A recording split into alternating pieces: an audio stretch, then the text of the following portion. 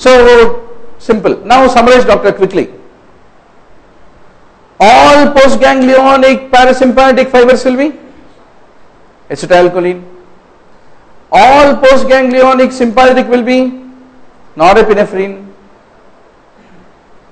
The only place where postganglionic sympathetic are acetylcholine instead of norepinephrine is sweat glands. But that's all is important. Then you have one more system which is called enteric nervous system. That is, if you take the intestine, it has a lot of plexuses. So there the neurotransmitters produced include, other than acetylcholine and norepinephrine, there you have a lot of peptides, purines. They are the neurotransmitters in the enteric nervous system, is what need to be understood. Now doctor, let's look at the neurotransmitters once more, the similar summary.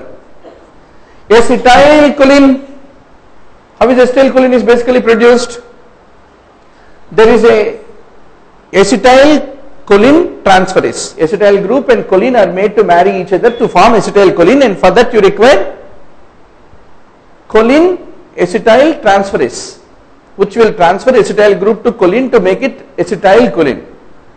So basically it is a choline acetyl transferase which is a cytoplasmic enzyme which lead to the formation of the acetylcholine by binding the acetate with the choline. For that what do you require? You require one acetyl group, you require one choline. From where is acetyl group is produced? Acetyl group is a part of acetyl-CoA. Acetyl-CoA is a end product of glycolysis, lead to glucose to pyruvate, pyruvate become acetyl-CoA. So acetyl पाने में दिक्कत नहीं है, choline पाने में दिक्कत है. To get choline invited is very difficult. Choline need to be transported into the cytoplasm. For that you basically require one sodium dependent membrane carrier to carry and invite choline into the acetyl, into the cytoplasm. Once it comes into cytosol, then choline and acetyl group combine to form acetylcholine. That is how the acetylcholine is basically formed. Now this acetylcholine is packed into vesicles. It should be nicely packed into vesicles, and when the right time comes, the vesicle should release the acetylcholine. So the acetylcholine jumps into the neurosynaptic junction, and then it goes and binds with the postsynaptic. Don't confuse between postganglionic and postsynaptic. Synapse is neurosynaptic, neuromuscular junction I am talking about. It has to bind with the acetylcholine receptor, and then that will initiate the muscle contraction. So this is the typical phenomena by which the muscle contraction occur. Every time the nerve stimulates, release of acetylcholine occur, it releases into the synaptic junction, it goes and binds with the postsynaptic nicotinic receptor, and that in turn will cause the muscle contraction to occur. So this is how normally it happens. Now doctor, acetylcholine is stored in the vesicle after its formation. When the nerve stimulus is there, it has to be released beside. Will it happen simply like that? Is it that easy? Definitely easy. When the nerve stimulus occur, there is one calcium channel in the synaptic vesicle. The calcium channel will make the calcium move across the synaptic vesicle. The moment calcium movement occur, then synapse will understand, the vesicle will understand, oh, nerve stimulated, hence calcium is moving, time for me to release the acetylcholine into the synaptic junction. So it is dependent on what, doctor? Pre-junctional calcium receptors on the synaptic vesicle. Once they open up, then only acetylcholine become released, is what you have to basically understand. Suppose if a person happens to get intoxicated by botulinum. Botulinum toxin is very common. Contaminated honey, if you happen to consume botulinum toxin, Clostridium botulinum, you heard, no? The toxin. Why the people get paralysis if they take that toxin? Because botulinum toxin will not let this calcium dependent exocytosis of acetylcholine occur from the synaptic vesicle. That is inhibited, that is prevented. By whom? By your botulinum toxin. So though the nervous stimulus comes, though the calcium channels want to move, botulinum toxin is preventing that movement of calcium across the channels in the synaptic vesicle. So acetylcholine is not released. If acetylcholine is not released, muscle is not contracted. So that's how they go into paralysis. That is the mechanism. So what is the mechanism of botulinum toxin, Doctor? One of the favorite MCQ of examiner.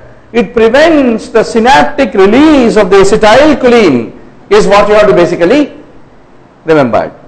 Now doctor, it got released. What is the fate of that? You have an acetylcholine esterase enzyme. Forever you can't have acetylcholine staying here. Somebody should keep eliminating it. Then next nerve stimulus need to release further acetylcholine. So what happens? There is acetylcholine esterase which basically breaks down this acetylcholine in the neurosynaptic junction. What is myasthenia gravis? What is the problem that they have? Myasthenia gravis, you heard a condition? They have a auto-antibodies against these postsynaptic nicotinic receptors. So the number of receptors in them are lesser. When they have less number of receptors, what happens? Acetylcholine is released. It is like a young boy who wanted to marry, but there are no girls born. Even those girls who are born are killed at their birth by the auto-antibodies. Right? So, how will you get married? You can't get married. Acetylcholine can't get married. It can't go and bind. So, how will you treat that situation? You prevent degradation of acetylcholine. You give a blocker which inhibits this acetylcholine esterase.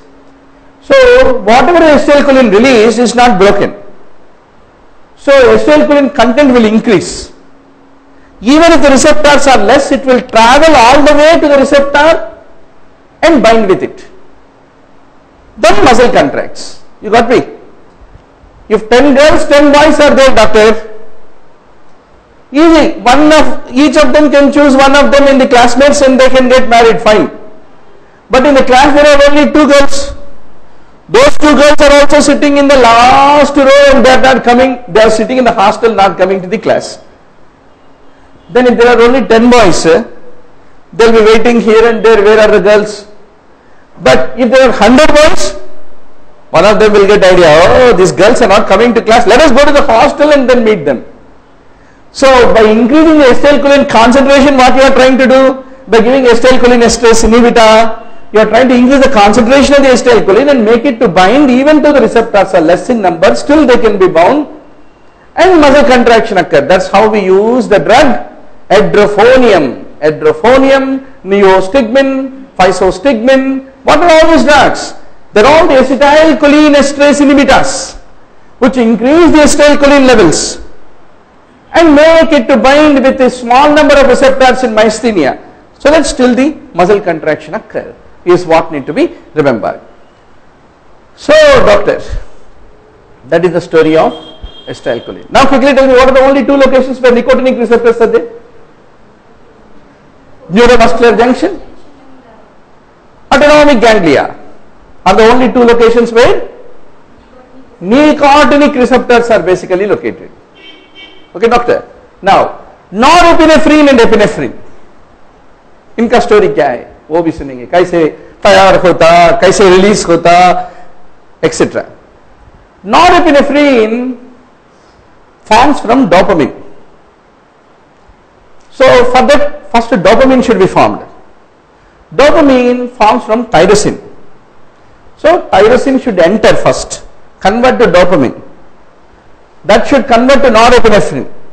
That should be stored in the vesicle and that need to be released. Then the norepinephrine can go and bind with the postsynaptic receptor, is what need to be basically remembered. Somebody is there to receive the Shraddhanand sir, otherwise he need to know 3rd floor bolke. You Ask him to give a call to Govind and find the status. Yeah. That is the story, doctor. Now, okay. Once more, the storage of the norepinephrine, it also occurs in vesicles. When the right time comes, what happens? The calcium channels में calcium movement होता, like a station master. When will the driver of the train will start the train? वो signal लगाए तो गाड़ी शुरू करेगा, रेलगाड़ी. So signal क्या होता है? Calcium movement in the synaptic vesicle.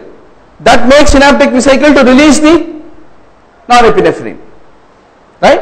So basically, norepinephrine release also from the synaptic vesicles is dependent on a calcium dependent process, is what need to be basically remembered.